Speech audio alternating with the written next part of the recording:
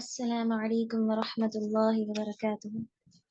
حامدا ومصليا أما بعد، فقال الله تبارك وتعالى في كتابه: أعوذ بالله من الشيطان الرجيم من همزه ونفخه ونفثه بسم الله الرحمن الرحيم.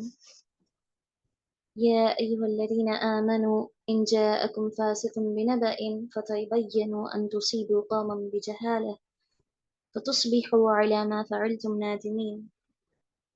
رب يسر ولا تعسر وتمم بالخير. رب اشرح لي صدري ويسر لي أمري واحلل عقدة من لساني يفقهوا قولي. رب زدني علما. اللهم صل على محمد وعلى آل محمد كما صليت على إبراهيم وعلى آل إبراهيم إنك حميد مجيد. اللهم بارك على محمد وعلى آل محمد كما باركت على إبراهيم وعلى آل إبراهيم إنك حميد مجيد. أما بعد، اللہ سبحانہ وتعالی کا بے انتہا شکر گزار ہیں جس نے ہمیں نور توحید سے منور فرمایا اور اس توحید پر، اس ایمان پر قائم اور دائم رہنے کے لیے جناب محمد رسول اللہ صلی اللہ علیہ وسلم کو اسوہ حسنہ بنا کر مبعوث فرمایا۔ آج کی اس مبارک مجلس میں ہم انشاءاللہ ایک بڑے ہی اہم، ایک نازک موضوع پر گفتگو کریں گے۔ جیسا کہ آپ سبھی کو اس بات کا علم ہوا ہے کہ آج کا موضوع بڑا ہی اہم، بڑا ہی سلگتا ہوا اور بڑا ہی جاننے والا، سمجھنے والا موضوع ہے۔ شریعت اسلامیہ نے قرآنی آیات اور احادیث میں عوام کی طرف ہر طرح کی رہنمائی کی ہے۔ ہمارے اس دین اسلام نے عوام کی طرف، معاشرے کی طرف، معاشرے کی اصلاح کی طرف، اس کی ترقی اور کامیابی کی طرف ہر طرح سے رہنمائی فرمائی ہے باقاعدہ۔ مثلا آپ دیکھیں صفات حمیدہ، اچھے اخلاق، حسن اخلاق کی طرف اپنی کتاب میں رہنمائی فرمائی کہ وہ کون سے اخلاق ہیں، وہ کون سے آداب ہیں، وہ کون سے صفات اور خوبیاں ہیں جن کو اپناتے ہوئے ایک انسان، ایک گھرانہ اور ایک معاشرہ اچھا بندہ بن کر اللہ تعالیٰ کے نزدیک محبوب بن سکتا ہے اور اپنے آپ کو جنتی قرار دے سکتا ہے۔ اس بات کو اللہ تعالیٰ نے واضح طور پر کتاب میں بیان فرمایا، اور ساتھ ہی ساتھ معاشرے کو، عوام کو خراب کرنے والی چیزیں کون سی ہیں، ایک گھرانے کو، ایک انسان کو، ایک مکمل معاشرے کو بگاڑنے والی، تباہ اور برباد کرنے والی، ہلاکت کی طرف لے جانے والی وہ کون سی چیزیں ہیں، وہ کون سے اخلاق ہیں، وہ کون سی صفات ہیں، صفات حمیدہ کے برعکس وہ کون سے صفات مذمومہ ہیں جن پر اللہ تعالیٰ کی لعنت نازل ہوئی ہے، ان کو بھی اللہ تعالیٰ نے اپنی کتاب میں وضاحت کے ساتھ بیان فرمائے ہیں۔ تو آج ہم انہی صفات مذموم صفات، برے اخلاق جو اصل اچھے آداب کے برخلاف ہیں، انہی صفات مذمومہ میں سے ایک بڑا ہی مذمت والا ادب، بڑا ہی مذمت والی صفت، اس صفت کو آج ہم جانیں گے جس میں سب سے اہم، سب سے اول درجے پر ہوگا جھوٹ۔ جھوٹ جو ایک معاشرتی ناسور ہے، جو ایک سماجی دھبا ہے، جو ایک مرض اور بیماری ہے، آج ہم اس پر گفتگو کریں گے انشاءاللہ قرآنی آیات اور صحیح احادیث کی روشنی میں۔ سب سے پہلے یہ جانیں کہ جھوٹ کا کیا مطلب ہے۔ جھوٹ سچ کی ضد ہے۔ یہ بات ظاہر ہے کہ جھوٹ وہ ہے جو سچ کی برخلاف ہو، سچ کی ضد جھوٹ۔ اور علماء نے اس بات کو بیان کیا کہ جھوٹ کا مطلب خلاف واقعہ کسی چیز کو بیان کرنا، وہ واقعہ جو اصل نہیں، اصل جو واقعہ پیش آیا تھا اس کو چھوڑ کر اصل واقعے کے خلاف کی بات کرنا، اس کو جھوٹ کہا جاتا ہے۔ خلاف واقعہ کسی چیز کے بیان کرنے کو جھوٹ کہتے ہیں۔ اس کے بعد ناسور۔ ناسور کی کیا معنی ہے؟ ناسور کی معنی ہے وہ زخم، وہ داغ، وہ دھبا، وہ درد جو ہمیشہ گھستا ہی چلے جاتا رہے، جو ہمیشہ گہرا ہی بنتا جائے، جو ہمیشہ گہرائی میں ہی چلا جائے، جو ہمیشہ گھستا ہی رہے، ایسا زخم جو کبھی ختم نہ ہونے والا ہو، جو کبھی ختم نہیں ہوتا، ایسا زخم جو ہمیشہ گہرائی کے ساتھ انتہائی بڑھتا ہی چلا جائے، نہ ختم ہونے والا زخم، گہرائی میں جانے والا زخم، ایسے زخم کو ناسور کہا جاتا ہے۔ اور واقعی جھوٹ کو ہم اس لفظ کے ساتھ جوڑیں گے ہی جوڑیں گے، اس لیے کہ جھوٹ ایک ایسا زخم ہے جو ہمارے معاشرے میں آج کے حوالے سے، آج کے فتنوں کے حوالے سے بے انتہا، بغیر کسی انتہا کے، بغیر کسی حد کے بڑھتا ہی چلے جا رہا ہے، بے انتہا بڑھتا ہی، گھستا ہی، گہرائی میں جا ہی رہا ہے۔ اور ایک ایسا مرض ہے، ایک ایسی بیماری ہے جو اس طریقے سے ہمارے معاشرے میں داخل ہو گئی کہ ہم نے اس کو ایک مرض، ایک بیماری، ایک بری چیز، ایک برا ادب، ایک گناہ سمجھا ہی نہیں۔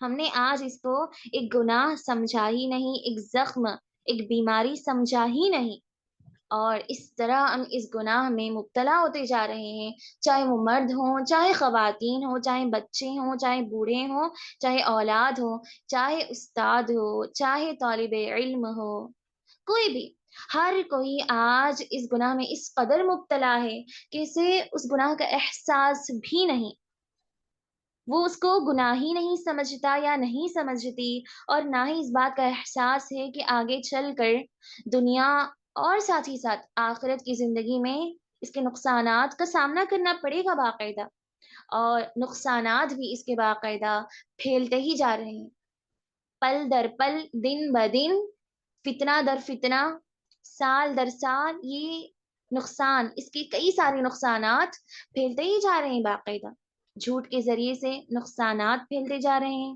جھوٹ کے ذریعے سے انسان کو ستایا جا رہا ہے، جھوٹ کے ذریعے سے ایک کا حق دوسرے پر مارا جا رہا ہے، جھوٹ کے ذریعے سے یہ ساری کی ساری بیماریاں اس قدر پھیلتی جا رہی ہیں کہ بندے کو اس بات کا احساس بھی نہیں ہے۔ لہٰذا آج اس مجلس میں اس موضوع کی اشد ضرورت تھی، تاکہ ہم اس موضوع کو در حقیقت سمجھیں کہ قرآن نے کیا کہا اور احادیث میں کیا بتایا گیا، اسی لیے اس اہم موضوع کا انتخاب کیا گیا۔ چلیں ہم یہ جانیں گے کہ ہمارے معاشرے میں جھوٹ کس طرح پھیلا ہوا ہے، اس کی کیا اقسام ہیں، جھوٹ کی جو شکلیں ہیں، جھوٹ کی جو اقسام ہیں، ہر شکل کو جاننے کی کوشش کریں گے کہ جھوٹ سماج میں ہر شکل سے پھیلا ہوا ہے، ہر قسم سے، ہر طریقے سے پھیلا ہوا ہے۔ تو آئیے سب سے پہلے جھوٹ کی سب سے پہلی شکل، یا پھر یوں کہیں کہ جھوٹ کی سب سے پہلی قسم، اور یہ واقعتاً سب سے پہلی قسم ہے، سب سے پہلی شکل ہے، اور ساتھ ہی ساتھ جھوٹ کی سب سے بدترین شکل، جو اول درجے کا جھوٹ ہے، جس کو ہم اول درجے کا جھوٹ قرار دیں گے باقاعدہ، جھوٹ کی سب سے بدترین شکل ہے بدگمانی۔ جھوٹ کی سب سے بدترین شکل اگر کوئی ہے، سب سے اول درجے پر جس کو رکھا جانا چاہیے، تو وہ ہے بدگمانی، بد عقیدہ۔ بدگمانی سے مراد بے اصل باتیں، وہ بات جو اصل اور حقیقت نہیں ہے، ایسی بے اصل باتیں جن کی کوئی بنیاد نہیں ہے، جس کام کی، جس کی چیز کی، جس بات کی کوئی بنیاد نہیں ہے، اور انسان اس کو پھیلتا چلا جائے، اس کو خود اس بات پر یقین کرے اور دوسروں کے سلسلے میں غلط عقیدہ، غلط گمان رکھے، اور پھیلتا ہی چلا جائے، پھیلاتا ہی چلا جائے، خود اس پر یقین کر لے اور دوسروں تک بے اصل باتیں پہنچایا، اس کو بدگمانی کہا جاتا ہے۔ اور یہ بات وضاحت کی ضرورت نہیں، اس بات پر وضاحت کی ضرورت نہیں، اور اس بات کی وضاحت کرنے کے سلسلے میں تفصیل کی بھی ضرورت نہیں کہ آج بدگمانی ہمارے معاشرے میں کس قدر کس درجے کے ساتھ، کس حد کے ساتھ پھیلی ہوئی ہے۔ ظاہر سی بات ہے، بدگمانی وہ چیز کہ سامنے والے کے معاملے میں، اس کے سلسلے میں، اس کے ہر کام، ہر بات کے سلسلے میں بندہ اپنی طرف سے رائے پیش کر لے، اس سے پوچھے بغیر، اس سے بات کیے بغیر، اس سے مشورے کے بغیر، اور ظاہر سی بات ہے بدگمانی ہمیشہ سامنے والے کے سلسلے میں غلط ہی فیصلہ کرتا ہے. بندہ اب دوسرے کے درمیان دوسرے کے متعلق غلط ہی فیصلے کرتا ہے ہمیشہ. اسی لیے پیارے نبی صلی اللہ علیہ وسلم بیان فرماتے ہیں کفا بالمرء کذبا ان يحدث بكل ما سمع. اسی لیے آج اس حدیث کو سمجھنے کی اشد ضرورت ہے. کفا بالمرء کذبا، ایک آدمی کے جھوٹا ہونے کے لیے، ایک آدمی کے جھوٹا ثابت ہونے کے لیے یہی بات کافی ہے ان یحدث بکل ما سمع، کہ ہر سنی ہوئی بات، ہر بتائی گئی بات پر یقین کر لے خود بھی، بغیر تحقیق کے، بغیر کسی یقین کے دوسرے آدمی کے سلسلے میں اس بات کا یقین بھی کر لے، اور عوام کو، ہر گھرانے کو، ہر ایک شخص کو بتاتا پھرے. آج مرد ہوں یا خواتین، ہر ایک کے اندر یہ عادت، یہ بیماری بے حساب پھیلی ہوئی ہے. ہم نے اس خبر کو محض سنا، کانوں سے سنا یا آنکھوں سے دیکھا، لیکن اس بات کی تحقیق نہیں کی، ہم اس بات کی گہرائی تک نہیں پہنچے، بس دوسروں کے ذریعے سے ہمیں معلوم ہوا اور ہم اس بات کو پھیلائے پھرتے ہیں. ہم اس بات کو پھیلائے پھرتے ہیں. دیکھیں، جھوٹ کی سب سے پہلی اور سب سے بدترین شکل یہی ہے.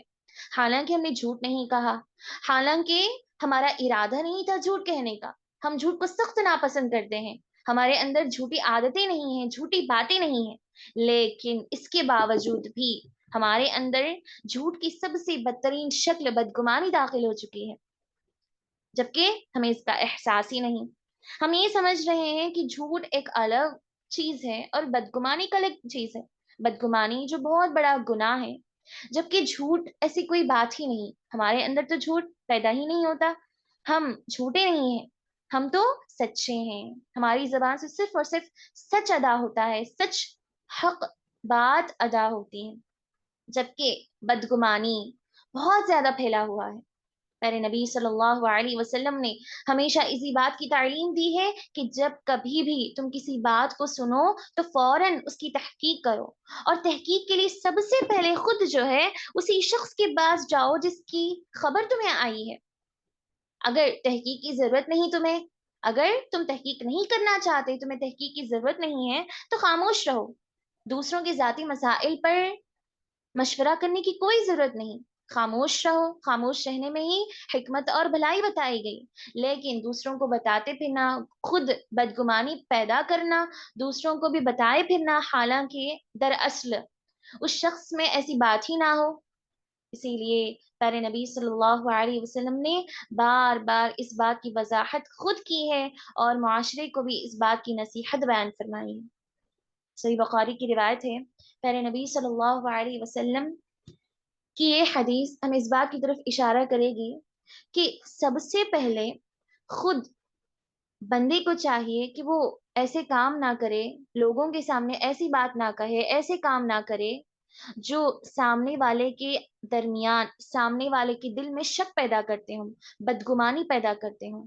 اسی لیے خود اس شخص کو ہی چاہے کہ وہ اس گمان کو، اس شک کو دور کر دے، تاکہ دوسرا انسان جو ہے بدگمانی پیدا کرنے کا ارادہ ہی نہ کرے، اس کے اندر بدگمانی پیدا ہی نہ ہو اور وہ دوسروں کو نہ بتائے.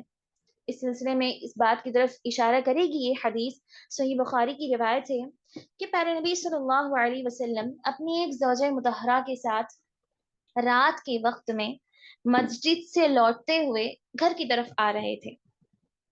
راستے میں بعض صحابہ سے ملاقات ہوئی تو فوری اللہ کے نبی صلی اللہ علیہ وسلم نے کہا، اے میرے صحابہ، یہ میری بیوی ہے، یہ میری بیوی ہے.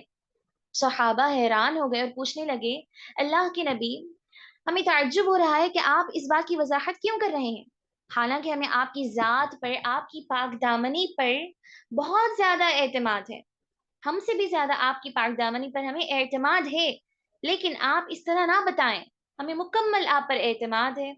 تو پیارے نبی صلی اللہ علیہ وسلم نے بیان فرمایا، بندے کو چاہیے کہ وہ ہر چیز کی وضاحت کرے، بندے کو چاہیے کہ وہ شک کو دور کر دے، سامنے والے کے دل میں شک پیدا نہ ہو، ایسے تمام راستے وہ دور کر دے. اس لیے کہ شیطان شک کے ذریعے سے ہی انسان کے دل میں داخل ہوتا ہے اور اس شک کو یقین میں تبدیل فرما دیتا ہے. لہٰذا سب سے پہلے بندے کو ہی چاہیے کہ وہ صفائی دے دے، تاکہ شک پیدا ہی نہ ہو۔ یہ رہی جھوٹ کی سب سے پہلی قسم، سب سے پہلی شکل، بدگمانی۔ بدگمانی سے بچیں باقاعدہ، اس لیے کہ یہ بھی ایک جھوٹ کی قسم ہے جس کو ہم جھوٹ ہی نہیں سمجھتے، وہ جھوٹ کی سب سے پہلی قسم ہے۔ اس کے بعد جھوٹ کی بعض اقسام میں یہ قسمیں بھی داخل ہیں: جھوٹی قسمیں کھانا، جھوٹی گواہیاں دینا، یہ ساری کی ساری چیزیں جھوٹ میں داخل ہیں، یہ ساری کی ساری چیزیں جھوٹ میں داخل ہیں۔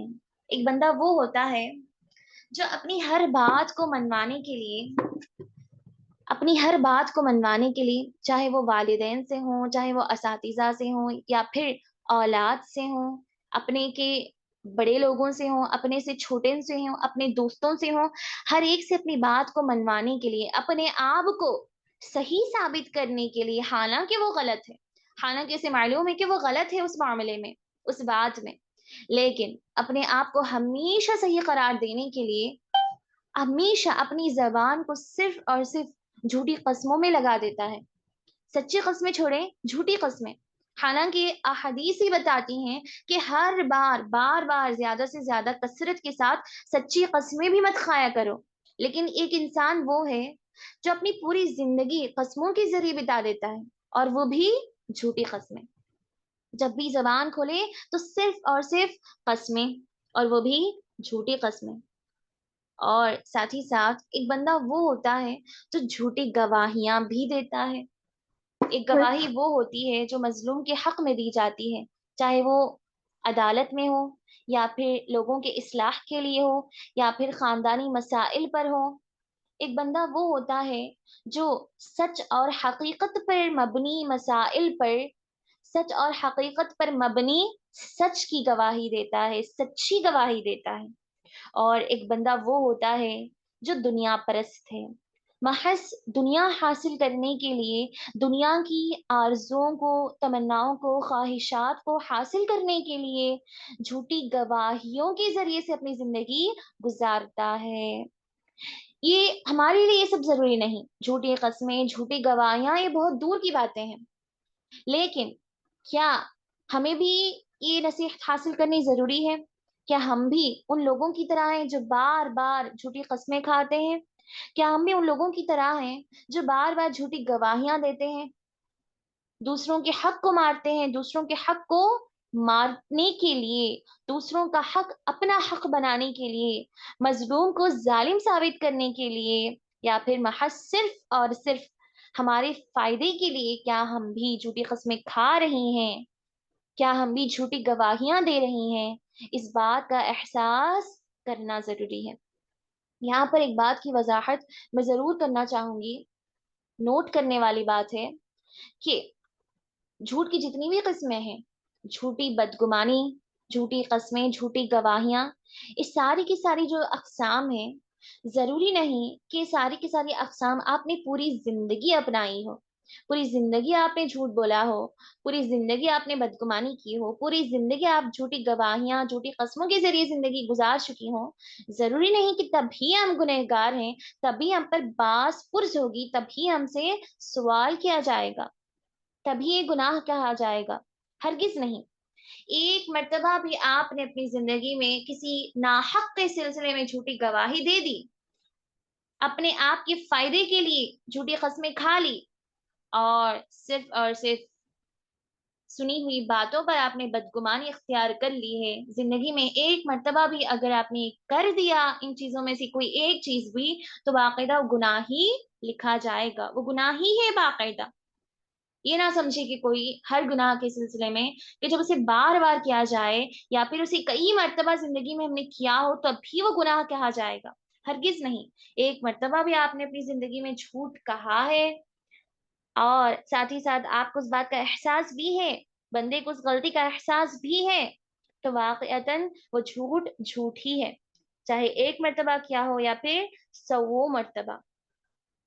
بندے کو چاہیے کہ جھوٹی قسمیں، جھوٹی گواہیوں سے اجتناب کرے، اسی لیے کہ پیارے نبی صلی اللہ علیہ وسلم نے ایک مرتبہ اپنے صحابہ سے ارشاد فرمایا: الا انبئکم باکبر الکبائر، کیا اے میرے صحابہ، میں تمہیں اکبر الکبائر بڑے گناہوں کے سلسلے میں نہ بتاؤں، بڑے گناہوں کے سلسلے میں نہ بتاؤں کہ بڑے گناہ کون سے ہیں؟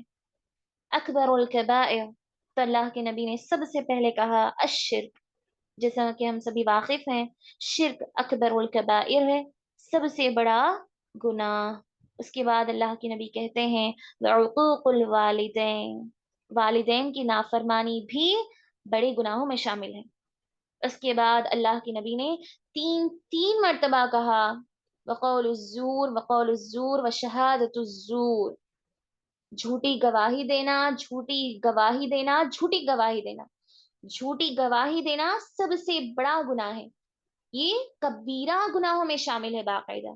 اسی لیے بندے کو چاہیے کہ اللہ تعالیٰ کا تقوی اختیار کرتے ہوئے خود بھی جھوٹ کے ان اقسام سے بچے اور دوسروں کو بھی بچائے، دوسروں کو بھی بار بار اس بات کی نصیحت کرے، اور جھوٹی قسمیں، جھوٹی گواہیاں دینے والوں کا ساتھی نہ بنے ہمیشہ، ایسے لوگوں کی ہرگز بھی صحبت اختیار نہ کرے اور نہ ہی ایسے لوگوں کا گواہ بنے، ایسے لوگوں کا گواہ بننے سے اجتناب کرے باقاعدہ۔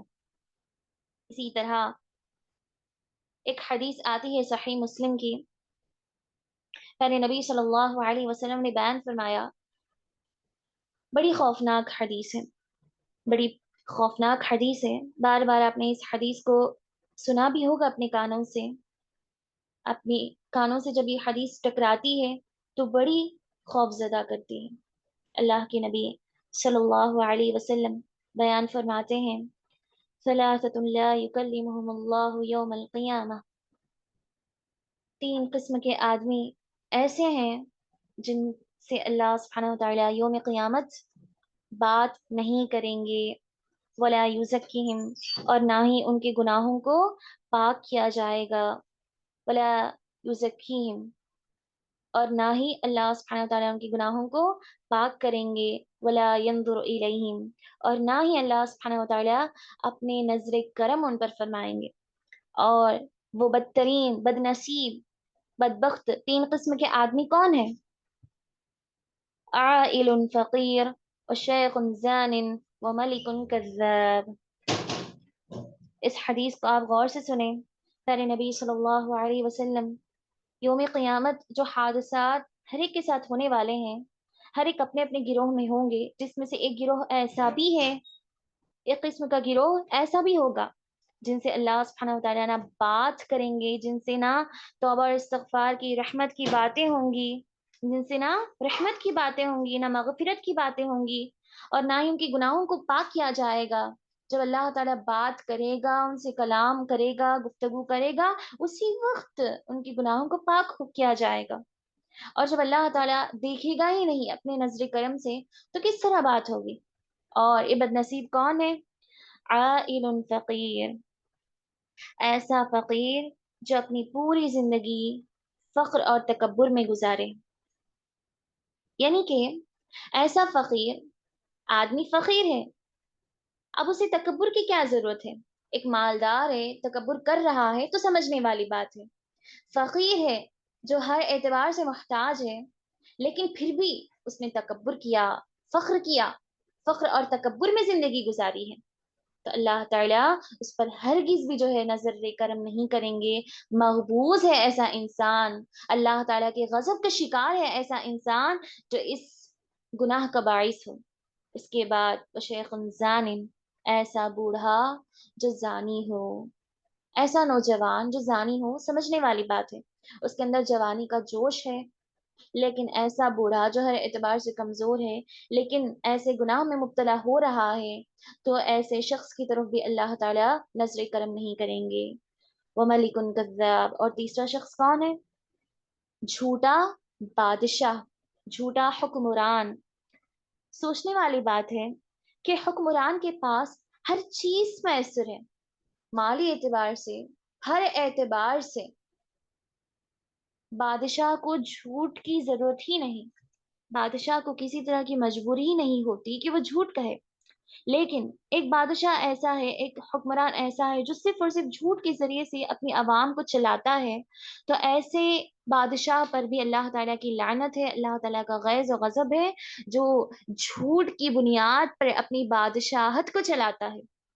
لہٰذا معلوم ہوا اس حدیث سے کہ اگرچہ اس حدیث میں 3 صفات کی خوبیاں، 3 صفات کے اشخاص کو بیان کیا گیا جنہیں یہ سزا ہوگی قیامت کے دن، لیکن ان کے علاوہ وہ لوگ جو اپنی پوری زندگی جھوٹ میں گزاریں، جو اپنی پوری زندگی جھوٹ کی بنیاد پر گزاریں، ان کا کیا حال ہوگا، اس پر بھی ہم آئیں گے انشاءاللہ کہ جھوٹ کا کیا انجام ہے، جھوٹ کا کیا انجام ہے۔ اگر ایک بار بھی جھوٹ کہا یا پوری زندگی جھوٹ کہا، دونوں کی دونوں برابر ہیں، اس کا کیا انجام ہوگا، اس پر بھی ہم بات کریں گے۔ اسی لیے بندے کو چاہیے کہ وہ کثرت کے ساتھ جھوٹ کا اجتناب کرے۔ ایک اور حدیث آتی ہے، بالکل اسی طرح کی حدیث ہے کہ اللہ تعالیٰ 3 قسم کے آدمیوں پر رحم نہیں فرمائیں گے، اللہ تعالیٰ کا غیظ و غضب نازل ہوگا ان پر قیامت کے دن، اسی طرح اللہ تعالیٰ ان پر رحم کرتے ہوئے معاف نہیں کریں گے۔ اور وہ کون سے اشخاص ہیں؟ نبی صلی اللہ علیہ وسلم کی مشہور حدیث ہے، المسبل، ایسا بندہ جو اپنی پوری زندگی فخر اور تکبر کی بنیاد پر اپنے لباس کو ٹخنے کے نیچے کرتے ہوئے، زمین پر بچھاڑتے ہوئے پھرا کرتا تھا زمین پر۔ والمنان، اور ایسا آدمی جو اپنے سے چھوٹے انسان پر احسان تو کر رہا ہے، اس کی زندگی تو سنوار تو رہا ہے، المنان، اور احسان کرنے کے بعد بار بار پوری زندگی اس کو اور ہر ایک کو بھی یہی صفائی دیتے ہوئے، یہ احسان جتلاتے ہوئے گزر رہا ہے کہ آج اس مقام پر جو یہ ہے، اس کا صحیح حقدار، اس کا اصل ذمہ دار میں خود ہوں۔ اسی طرح تیسرا وہ شخص جو سلعتہ، ایسا شخص جو جھوٹی قسمیں کھا کھا کر جو ہے اپنی تجارت کو چلایا کرتا ہے، ایسے شخص کی طرف بھی اللہ تعالیٰ کبھی نظر کرم نہیں فرمائیں گے۔ بندے کو چاہیے کہ وہ سچ کی بنیاد پر اپنی پوری زندگی گزارے، چاہے وہ اولاد کے سلسلے میں ہو، ماں باپ کے سلسلے میں ہو، زندگی اب کس طرح کی گزارنی ہے اس سلسلے میں ہو، علم کے سلسلے میں ہو، عمل کے سلسلے میں ہو، اللہ تعالیٰ کی ذات کے سلسلے میں ہو، یا پھر تجارت کے سلسلے میں، ہر ایک کو چاہیے کہ وہ سچائی کو لازم پکڑے۔ اور یہ بات خواتین کے لیے ضروری ہے کہ وہ خود بھی اپنے آپ کی اصلاح کریں اور اپنے اہل خانہ کی بھی اصلاح کریں۔ اس کے بعد دیکھیں، جھوٹ کی ایک اور قسم ہے، جھوٹ کی ویسے تو کئی ساری اقسام ہیں، مختصر آپ کے سامنے بیان کی جا رہی ہیں وقت کی قلت کے سبب۔ جھوٹ کی ایک اور قسم آتی ہے اللہ سبحانہ وتعالیٰ کی ذات پر جھوٹ باندھنا، اللہ تعالیٰ کی ذات پر جھوٹ باندھنا۔ اس کا مطلب یہ ہوا کہ وہ بندہ ہے جو یہ ارادہ کر رہا ہے کہ لوگوں کی اصلاح ہو، جس کا ارادہ تو نیک ہے کہ لوگ اچھے ہو جائیں، لوگ دینی دعوت میں شامل ہو جائیں، لوگ اللہ تعالیٰ کی ذات کو پہچانیں، احادیث پر عمل کریں، نمازی بن جائیں، اپنے مال کا، اپنے جسم کا، اپنی جوانی کا صحیح استعمال کریں۔ بندے کا تو ارادہ بالکل صحیح ہے، نیت بالکل درست ہے، لیکن جو ذریعہ وہ اپنا رہا ہے وہ بے حد غلط ہے، بے انتہا غلط ہے، جس پر اللہ تعالیٰ نہ فائدہ اجر پہنچائیں گے اور نہ ہی وہ عمل اس کے لیے فائدہ مند ثابت ہوگا، بلکہ الٹا ایسا شخص گنہگار ہے۔ وہ کس طرح کہ پیارے نبی صلی اللہ علیہ وسلم نے ارشاد فرمایا، من کذب علی متعمدا، جو بھی بندہ مجھ پر ایسی بات باندھے، مجھ پر میرا نام لیتے ہوئے ایسی حدیث کہے، متعمدن، جان بوجھ کر آمدن، حالانکہ بندے کو معلوم ہے کہ یہ حدیث کے حوالے سے نہیں ہے کوئی بھی بات، نہ یہ بات قرآن میں بیان کی گئی اور نہ ہی یہ بات حدیث میں بیان کی گئی، کسی صحابی کا یہ عمل رہا اور نہ ہی کسی نبی کا یہ عمل رہا، اس کے باوجود بھی وہ شخص جو ہے محض لوگوں کی اصلاح کے لیے، ایک اچھے کام کے لیے ہی صحیح، لیکن وہ ایک غلط حدیث بیان کر رہا ہے، غلط آیت کو بیان کر رہا ہے جو شریعت اسلامیہ میں موجود ہی نہیں ہے، چاہے وہ واقعہ ہو، حدیث ہو، نام ہو، کچھ بھی ہو، محض لوگوں کی اصلاح کے لیے، تو اللہ کے نبی نے کیا وعید سنائی ہے، فَلْيَتَبَوَّأْ مَقْعَدَهُ مِنَ النَّارِ، تو بندے کو چاہیے کہ وہ اپنا ٹھکانہ جہنم کی آگ میں بنا لے۔ تو وہ اس بات کے لیے تیار ہو جائے کہ اس کا ٹھکانہ تو جہنم ہی ہے۔ دیکھیں، سوچنے والی بات ہے، غور طلب بات ہے کہ ایک بندہ جس کا ارادہ نیک ہے، لوگوں کی اصلاح چاہتا ہے، اس کے باوجود بھی اسے جہنم کی وعید سنائی گئی، تو چاہیے کہ ہر آیت پر، ہر حدیث پر جو بھی ہم تک پہنچائی جا رہی ہے اس کی تحقیق کریں۔ اس سے یہ بات بھی ثابت ہوتی ہے کہ جو بھی نصیحتیں، جو بھی تعلیمات ہم تک پہنچ رہی ہیں، ہمیں سب سے پہلے ان کی تحقیق کرنی ہے۔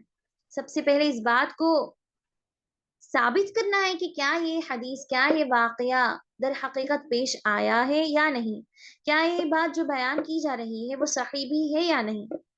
صحیح مسلم کی روایت ہے باقاعدہ، آپ تحقیق کر لیں اس حدیث کو باقاعدہ، من کذب علی متعمدا فلیتبوأ مقعدہ من النار، بندے کو چاہیے کہ وہ ہرگز بھی جھوٹی باتیں نہ بنائے اپنی جانب سے محض لوگوں کی اصلاح کے لیے۔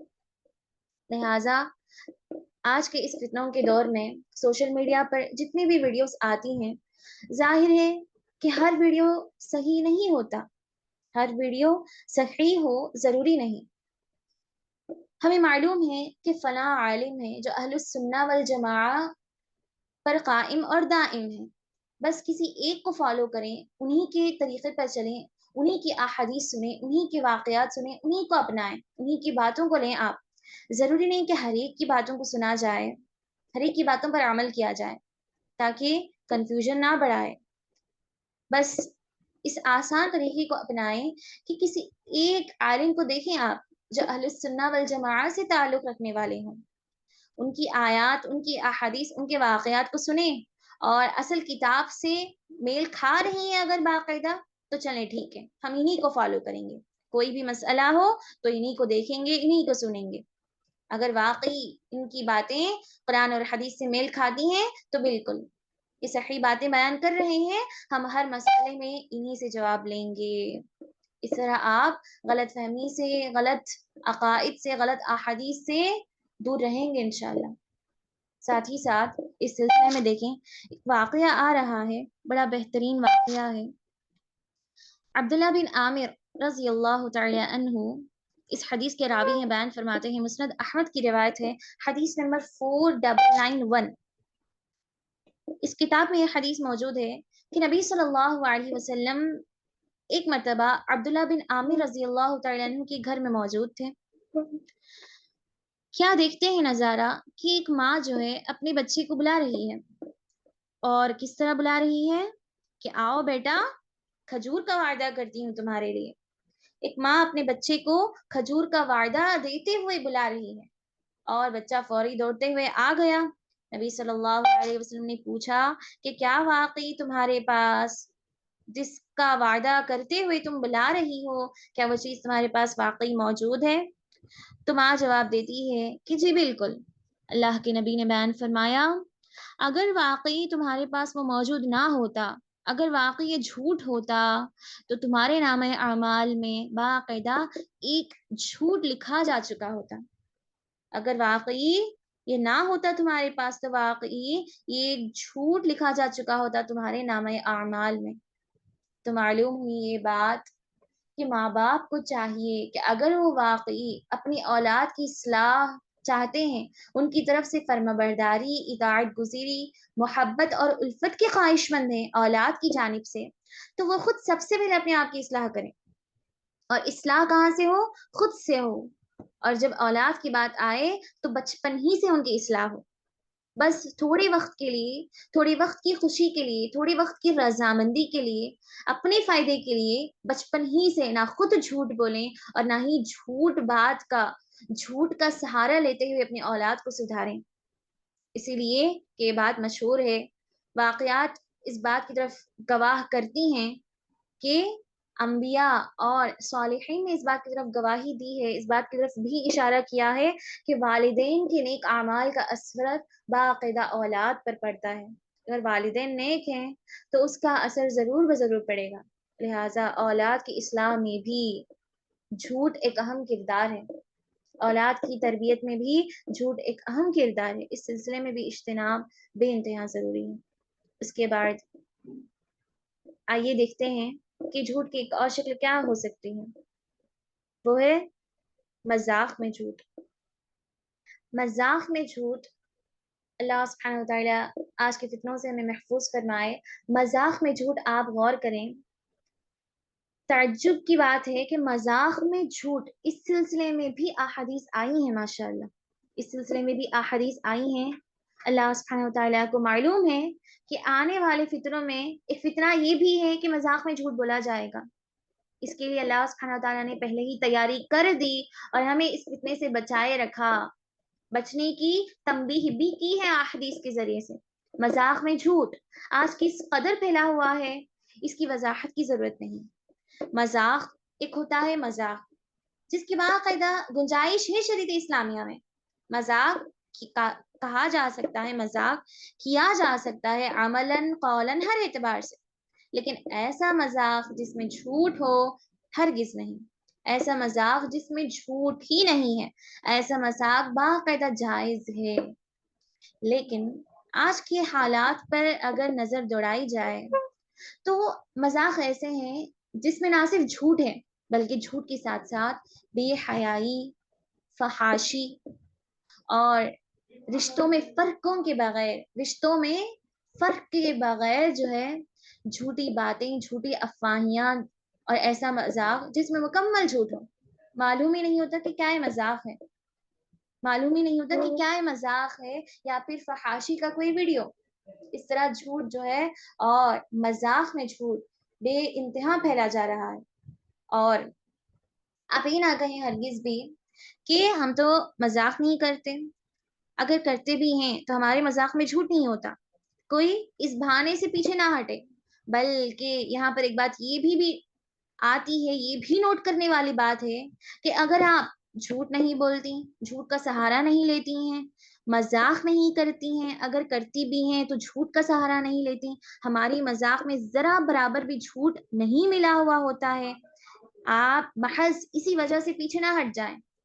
یہ بھی سوچنے والی بات ہے کہ جہاں پر معاملہ مذاق میں جھوٹ بولنا ہے وہیں پر معاملہ مذاق کا جھوٹ سننا بھی ہے، دیکھنا بھی ہے، سمجھنا بھی ہے۔ مذاق میں جھوٹ ہم کرتے نہیں لیکن دیکھتے ہیں، روزانہ ہم موبائل کے ذریعے سے، ہر ذریعے سے مذاق میں جو جھوٹ آتے ہیں، ایسے مذاق جن میں صرف اور صرف جھوٹ ہے، جھوٹ کی بنیاد پر وہ مذاق ہو رہے ہیں، ہم ان کو دیکھتے بھی ہیں، ہنستے بھی ہیں، ہنساتے بھی ہیں، دوسروں کو شیئر بھی کرتے ہیں، لائک بھی کرتے ہیں، نہ صرف ہم ہنستے ہیں، ہمارے بچے، ہمارے گھرانے میں ہر کوئی جو ہے اس کا عادی بن چکا ہے، تاکہ دل کو بہلائے، تاکہ تھکاوٹ محسوس نہ ہو، تاکہ دن بھر کی تکلیف تھکاوٹ سے تھوڑا سکون مل جائے۔ ہرگز بھی جو ہے ایسا نہ سمجھیں، برابر یہ بھی گناہ میں شامل ہے ایسا انسان بھی جو اس بات کی بالکل جو ہے وضاحت کر رہا ہے، جو اس کام میں بالکل سہارا بن رہا ہے، ساتھ دے رہا ہے باقاعدہ۔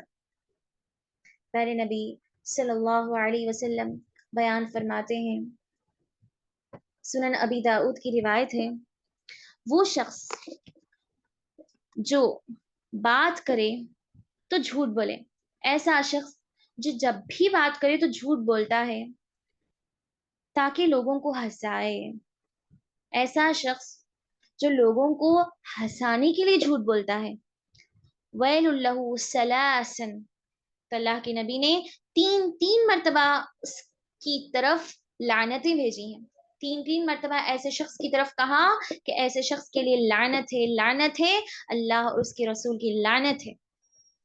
دیکھیں قابل غور بات ہے کہ محض ایک انسان لوگوں کو ہنسانے کی جھوٹ بول رہا ہے، چاہے وہ ہر طرح سے ہو، ہر طرح سے وہ جھوٹ بول رہا ہے محض لوگوں کو ہنسانے کے لیے، تو بندے کو چاہیے کہ لعنت سے بچے، لعنت سے اجتناب کرے، اللہ کی لعنت اور اس کے رسول کی لعنت۔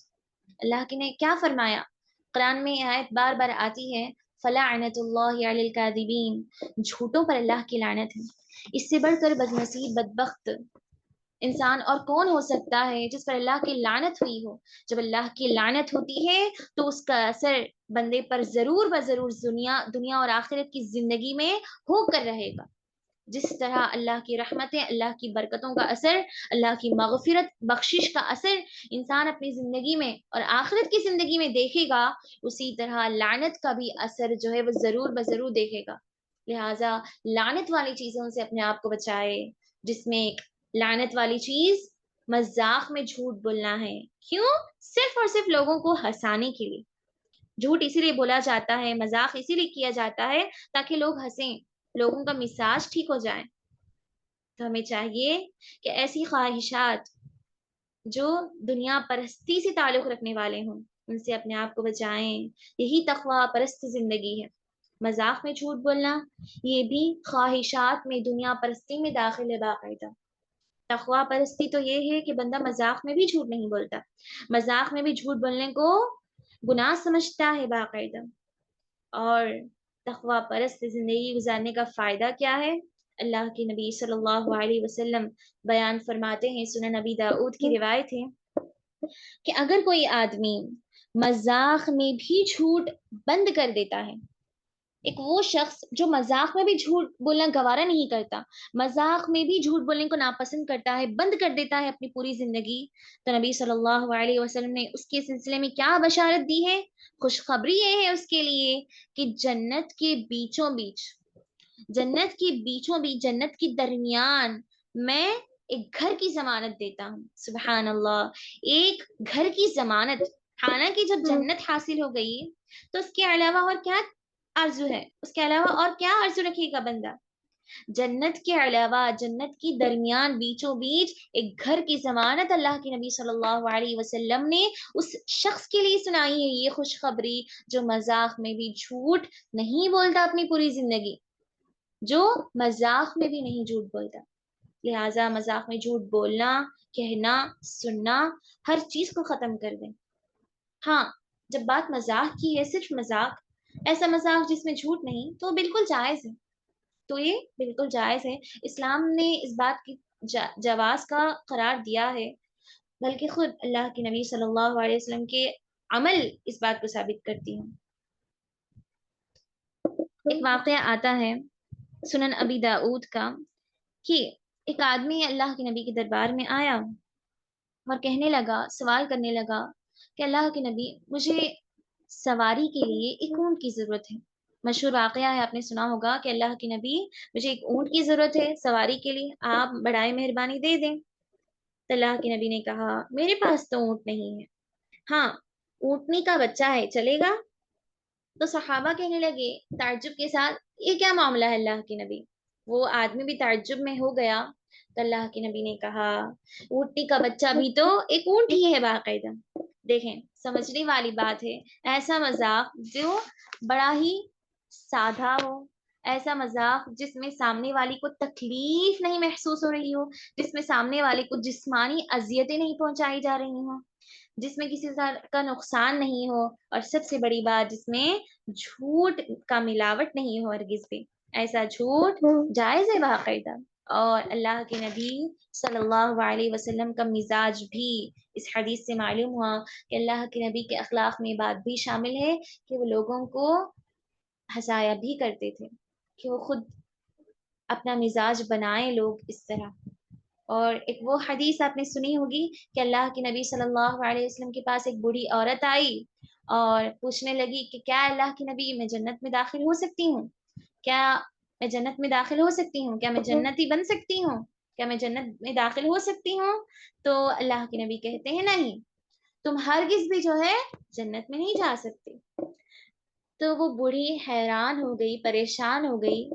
تو اللہ کے نبی کہتے ہیں، کیا تمہیں نہیں معلوم کہ اللہ تعالیٰ نے کیا فرمایا؟ اس کے بعد سورہ واقعہ کی ان آیات کی تلاوت فرماتے ہیں، اِنَّا أَنشَأْنَاهُنَّ إِنشَاءً فَجَعَلْنَاهُنَّ أَبْكَارًا، یقیناً ہم نے جب جنتی عورتوں کو جنت میں داخل کر دیا تو ہم نے انہیں جس طرح چاہا بنا دیا، فَجَعَلْنَاهُنَّ أَبْكَارًا، اور یقیناً در حقیقت ہم نے انہیں کنواریاں بنایا۔ یعنی کہ جب جنتی عورتیں جنت میں جائیں گی تو جو جسم بنایا جائے گا دوبارہ، جو کنواریاں بنائی جائیں گی اور جو جسم بنایا جائے گا اسی کے ساتھ ہمیشہ دائمی جنت میں رہیں گی، کسی طرح کی اختلاف، کسی طرح کی تبدیلی کے بغیر۔ تو یہ حدیث اس بات کی طرف وضاحت کر رہی ہے کہ اللہ کے نبی صلی اللہ علیہ وسلم کا مزاج بھی تھا کہ وہ مذاقیں کیا کرتے تھے، لیکن حدیں پار نہ کرتے ہوئے، حدوں کے ساتھ، بغیر کسی جھوٹ کے۔ لہٰذا بندے کو چاہیے کہ وہ ان ساری چیزوں سے، ان سارے شکلوں سے جو جھوٹ کی طرف لے جاتے ہیں، ان سے بچے باقاعدہ۔ اسی طرح اب ایک آخری بات میں کہنا چاہوں گی یہاں پر، وقت کی بہت قلت ہے، کہ اب جھوٹ کی بات جب آ ہی گئی ہے تو یہ مسئلہ یہ بھی ہو سکتا ہے، ایک مسئلہ یہ بھی آئے گا کہ جب جھوٹ کی منافی ہے شریعت اسلامیہ میں، جب جھوٹ کو منع کر دیا گیا تو کیا ہم جھوٹ کہہ سکتے ہیں مجبوری کے تحت؟ تو بعض آیات اور بعض احادیث اس سلسلے میں آئی ہیں کہ جھوٹ کب جائز ہے، جھوٹ کب جائز ہے، اس سلسلے میں بعض احادیث آئی ہیں، مختصر آپ غور کریں۔ نبی صلی اللہ علیہ وسلم کی ایک حدیث، بسم اللہ کی میں بیان فرماتے ہیں کہ 3 حالات میں ایک آدمی کا جھوٹ کہنا جائز ہے۔ 3 حالات اگر اس کے زندگی میں پیش آ جائیں تو اس وقت جھوٹ جائز ہے۔ سب سے پہلی حالت، حالت جنگ، حالت جنگ میں جھوٹ جائز ہے۔ اور وہ کس طرح؟ یہ احساس دلانا دشمن کو کہ ہم پیچھے چلے جا رہے ہیں، اور تھوڑا سا پیچھے جا کر پلٹ کر دوبارہ واپس آئیں تاکہ دشمن کو دھوکہ دیا جائے۔ اور حالت جنگ میں بھی ایسا جھوٹ ہو جس سے دشمن سے جو ہم نے وعدے کیے ہیں، دشمن کے اور ہمارے درمیان جو شرائط، جو اصول لکھے گئے ہیں، ان اصولوں کی پابندی کے حد میں رہتے ہوئے، ان اصولوں کی پابندی کرتے ہوئے، ان اصولوں کو پار نہ کرتے ہوئے، حالت جنگ میں بھی ایسا جھوٹ جائز ہے۔ اب ظاہر سی بات ہے حالت جنگ کی نوبت تو ہمیں نہیں آتی، تو معلوم ہوا کہ جھوٹ کی ضرورت نہیں ہے ہمیں زندگی میں۔ اسی طرح دوسرا، لوگوں کی درمیان اصلاح کے لیے، دوسری حالت لوگوں کی درمیان اصلاح کے لیے، سب سے پہلے تو میں یہ کہنا چاہوں گی کہ آج کے حالات میں لوگوں کی اصلاح کے لیے تیسرے انسان کی ضرورت نہیں ہے۔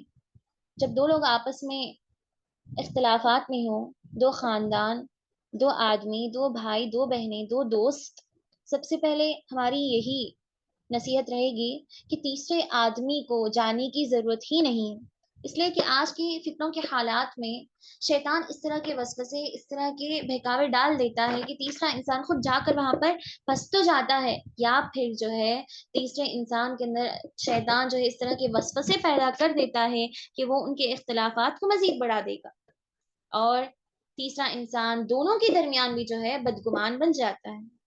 اگر ہم اصلاح کرنا بھی چاہیں تو اس وقت جو ہے عین موقع پر حالت ایسی آ گئی کہ 2 لوگ آپس میں لڑے ہیں اور ایک دوسرے کے جان کے پیاسے بن گئے، ایک دوسرے کے اس قدر جان کے پیاسے بن گئے، یا پھر نوبت ایسی آئی ہے کہ صرف 2 لوگوں کی وجہ سے 2 خاندان بگڑ سکتے ہوں، 2 خاندان جدا ہو سکتے ہوں، کئی ساری رشتے ٹوٹ سکتے ہوں، بالکل عین موقع پر ایسا عین وقت آ جائے تبھی جو ہے جھوٹ جائز ہے ان کی اصلاح کے لیے، اور وہ جھوٹ ایسا ہو جس میں کسی طرح کا گناہ نہ ہو۔ مثلاً آپ پہلے والے کے پاس جائیں اور کہیں کہ آپ کیوں سے ناراض ہیں، آپ اس مسئلے میں سچ ہیں، وہ بھی سچ تھے، وہ تو آپ کے بارے میں سوچ رہے ہیں، آپ کیوں غلط عقیدہ ان کے بارے میں کرتے ہیں۔ دوسرے والے کے پاس جائیں اور وہاں پر بھی جا کر پہلے والے کے سلسلے میں تھوڑی بہت تعریف کر دیں تاکہ اصلاح ممکن ہو۔ اس کے علاوہ تیسری حالت، شوہر اور بیوی کے درمیان جھوٹ کی گنجائش ہے، باقاعدہ عین موقع پر ضرورت کے تحت جھوٹ کی گنجائش ہے، جھوٹ کے ذریعے سے اپنے رشتے کو قائم اور دائم رکھ سکتے ہیں۔ اس کے علاوہ ایک حدیث آتی ہے، اللہ کے نبی نے بیان فرمایا، جب بندے کے پاس ایسی نوبت آ جائے، ایسی حالت آ جائے کہ مکمل اس کی جان کو خطرہ ہے اور اس کے مال کو خطرہ ہے، اس کی جان کو خطرہ ہے، اس کے گھر والوں کو خطرہ ہے، اس کے مال کو خطرہ ہے، اور وہ کسی کے پاس جاتا ہے، اپنے پہچان والے کے پاس، اس کے گھر جا کر چھپ جاتا ہے اور کہتا ہے کہ اگر دشمن آئے تمہارے گھر کھٹکھٹاتے ہوئے کہ کیا فلاں موجود ہے، تو تم کہہ دو کہ میں موجود نہیں ہوں۔ تو ایسے وقت میں جو ہے اس شخص کا جھوٹ کہنا بالکل جائز ہے۔ غور کرنے والی بات ہے، جب عین موقع پر بالکل زیادہ، جب جان کا خطرہ لائق ہو، اسی وقت جھوٹ جائز ہے۔ اور میں سمجھتی ہوں کہ اللہ تعالیٰ میں حفاظت فرمائے، ایسے موقع ہی نہ لائے، ایسے حالات ہم پر آئے ہی نہ کہ ہم جھوٹ کا سہارا لیں اپنی جان اور مال کو قربان کرتے ہوئے۔ اسی طرح قرآن کی ایک آیت بھی اس بات کی طرف اشارہ کرتی ہے کہ جھوٹ جائز ہے اس وقت جب بندہ مومن ہو۔ عمار بن یاسر رضی اللہ تعالیٰ عنہ کے سلسلے میں آیت نازل ہوئی تھی، بڑی مشہور آیت ہے، من کفر باللہ من بعد ایمانہ الا من اکرہ وقلبہ مطمئن بالایمان۔ ایسا شخص جس نے زبان سے جھوٹ کہہ دیا، ایمان کا انکار کر دیا، وقلبہ مطمئن بالایمان، حالانکہ اس کا دل ایمان سے بھرا ہوا تھا، لیکن مجبوری میں آ کر، اپنی جان کے قدشے میں آ کر اس نے زبان سے کہہ دیا، تو اس پر اللہ تعالیٰ کی کوئی سرزنش نہیں ہوگی، کوئی سوال جواب نہیں ہوگا، کوئی حساب نہیں ہوگا اس سلسلے میں۔ جان کا خطرہ لائق ہو اور ایمان کو بچانے کا مسئلہ آ جائے تو اس وقت جو ہے جھوٹ جائز ہے، اس وقت جو ہے جھوٹ کی باقاعدہ گنجائش ہے۔ اب آئیے، جھوٹ کی اتنی ساری باتیں ہو گئیں، اب آخری بات، جھوٹ کا کیا انجام ہوگا اس کو جانیں گے۔ یہ بات تو واضح ہے کہ جھوٹ ایک بہت بڑا گناہ ہے، کبیرہ گناہوں میں شامل ہے، تو اس کا انجام بھی بہت خطرناک ہے، دنیا اور آخرت کی زندگی میں باقاعدہ دونوں زندگیوں میں جھوٹ کا بڑا ہی خطرناک انجام ہونے والا ہے۔ پہلے نبی صلی اللہ علیہ وسلم کے پاس ایک مرتبہ دو فرشتے آئے، رات کا وقت تھا۔ اللہ کے نبی خود بیان فرماتے ہیں کہ میں نے دیکھا کہ دو فرشتے میرے پاس آئے اور مجھے ایک مقدس زمین پر لے گئے، ایک پاکیزہ زمین پر لے گئے، اور سامنے مجھے ایک نظارہ دکھایا دیا۔ اور وہ نظارہ کیا تھا؟ میں کیا دیکھ رہا ہوں؟ میں دیکھ رہا ہوں کہ ایک آدمی بیٹھا ہے اور دوسرا آدمی بھی بیٹھا ہے، دونوں بیٹھے ہیں۔ ایک آدمی کے پاس جو ہے ہاتھ میں لوہے کی ایک سلاخ موجود ہے، ایک آدمی بیٹھا ہے، دوسرا جس کے ہاتھ میں لوہے کی سلاخ موجود ہے، اور وہ دوسرا کیا کر رہا ہے اپنے لوہے کی سلاخ سے؟ سامنے والے انسان کے منہ میں اس سلاخ کو ڈال دیا اور چیرتے ہوئے وہ سلاخ منہ سے لے کر گدی تک آ پہنچی۔ وہ سلاخ جو ہے منہ سے لے کر گدی تک لے چلا جاتا ہے، اس کے بعد اس سلاخ کو دوبارہ واپس نکال کر وہاں سے ناک میں داخل کرتا ہے، ناک میں داخل کر کے گدی تک لے جاتا ہے، وَعَيْنَاهُ إِلَىٰ قَفَاهُ، اس کے بعد آنکھ میں داخل کر کے دوبارہ اس کو جو ہے گدی تک لے جاتا ہے۔ اللہ اکبر۔ میں نے پوچھا من ھذا، یہ کون ہے؟ یہ کون ایسا شخص ہے جس کو اس قدر خطرناک سزا دی جا رہی ہے؟ تو اللہ کے نبی صلی اللہ علیہ وسلم سے فرشتوں نے یہ جواب دیا، یہ وہ جھوٹا انسان ہے جو ایسا جھوٹ بولتا ہے جو پوری دنیا میں پھیل جاتا ہے۔ ایسا وہ جھوٹا انسان تھا جو دنیا کی زندگی میں ایسا جھوٹ بولتا تھا کہ اس کا ایک جھوٹ جو ہے سارے لوگوں میں پھیل جاتا تھا، ایسا جھوٹ جو پوری دنیا تک پھیل جائے۔ اللہ اکبر۔ آج کس طرح کی خبریں آتی ہیں ہمیں معلوم ہے، ہم خبروں سے تعلق رکھنے والے نہیں ہیں، ہمارا تعلق نہ پالیٹکس سے ہے، نہ اخبار سے، کسی چیز سے نہیں ہے، یہ مثال تو انہی کے لیے ہے، لیکن اس حدیث سے ہمیں بھی سبق ہے باقاعدہ کہ ہم ایسا جھوٹ نہ کہیں بغیر تحقیق کے، یا پھر جان بوجھ کر، یا پھر اپنے فائدے کے لیے ایسی جھوٹی بات نہ کہیں تاکہ لوگ اس کو پہچان جائیں، لوگوں کے درمیان وہ بات پھیل جائے، مشہور ہو جائے، اور اس کے ذریعے سے ہمارے لیے فائدہ ہو، اس کے ذریعے سے ہم جو ہے اچھے بن جائیں لوگوں کے درمیان۔ ہرگز بھی ایسا جھوٹ جائز نہیں جس کا خطرناک انجام اس حدیث میں بتایا گیا۔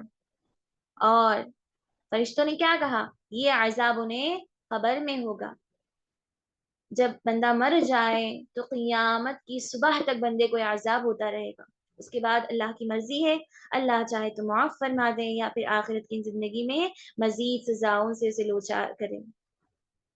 لہٰذا جھوٹ کا انجام دنیاوی زندگی میں بھی اور آخرت کی زندگی میں تو ہوگا ہی ہوگا باقاعدہ۔ ایسا گناہ جس کو ہم نے معمولی سمجھ لیا، عام سمجھ لیا، اور آخری بات، سب سے آخری بات یہی ہے کہ اب جھوٹ سے بچنے کے کیا طریقے ہیں، جھوٹ سے کس طرح بچایا جائے اپنے آپ کو اور دوسروں کو. جھوٹ کی ضد سچ.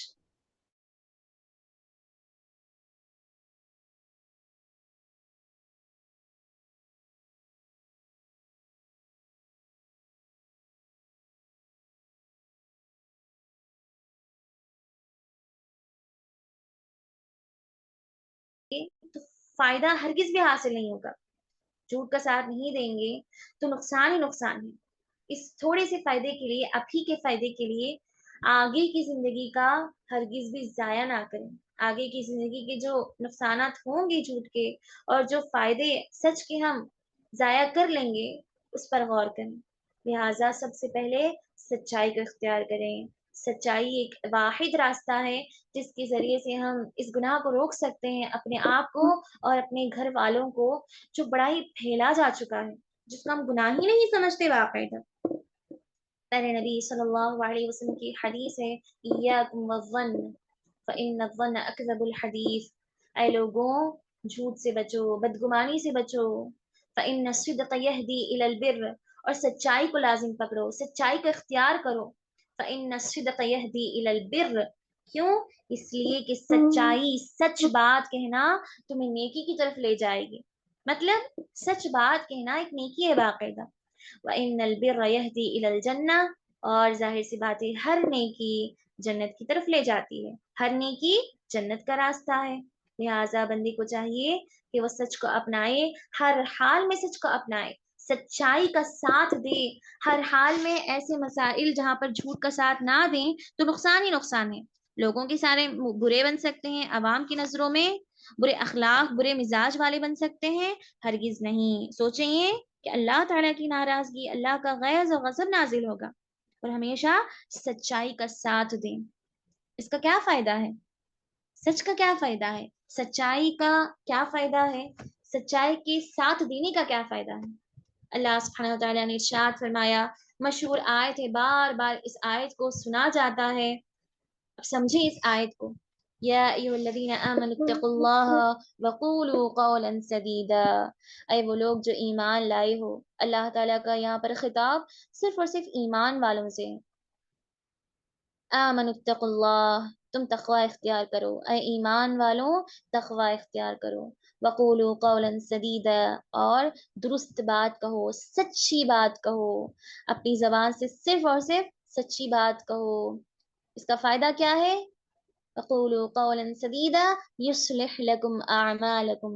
اگر اس سچائی کا ساتھ دو گے، سچ پر قائم رہو گے، تمہارے ابھی کے حالات جیسے بھی ہوں، سچ کہنے کی بنیاد پر نقصان ہوا بھی ہو، یصلح لکم اعمالکم، آگے چل کر اللہ تعالیٰ تمہیں دنیا اور آخرت کی دونوں کی زندگیوں میں جو ہے، یصلح لکم اعمالکم، تمہارے سارے کے سارے مسائل اور اعمال کو درست فرما دے گا. وَيَغْفِرْ لَكُمْ ذُنُوبَكُمْ. نہ صرف تمہارے مسائل، تمہارے معاملات، تمہارے اعمال میں درستگی پیدا ہوگی، یغفر لکم ذنوبکم، بلکہ اللہ تعالیٰ تمہارے گزشتہ تمام گناہوں کی بھی بخشش فرما دے گا. یہ ہے سچ کا فائدہ، سچائی کا فائدہ. لہٰذا سچ کو اپنائیں. ویسے تو بہت ساری باتیں ہیں. جب سچ کا ساتھ دیتا ہے بندہ تو اللہ سبحانہ وتعالی قیامت کے دن ایسے شخص کو بلائے گا. این الصادقون، این الصادقون، سچ کہنے والے کہاں ہیں؟ وہ لوگ کہاں ہیں جو ہمیشہ سچائی کا ساتھ دیا کرتے تھے دنیاوی زندگی میں، جو ہمیشہ سچ کہا کرتے تھے دنیاوی زندگی میں؟ ان کے لیے اللہ تعالیٰ کا اعلان ہوگا، باب الصدیقین، آ جاؤ اس دروازے سے جہاں صرف اور صرف سچے لوگ داخل ہوں گے. اللہ تعالیٰ انہیں اس طرح کی مہمان نوازی کرے گا کہ سارے کے سارے لوگ دیکھتے رہ جائیں گے. سچ پر بھی بہت ساری باتیں آئی ہیں قرآنی آیات اور احادیث میں. وقت آئے تو ضرور اس پر بھی گفتگو ہوگی انشاءاللہ.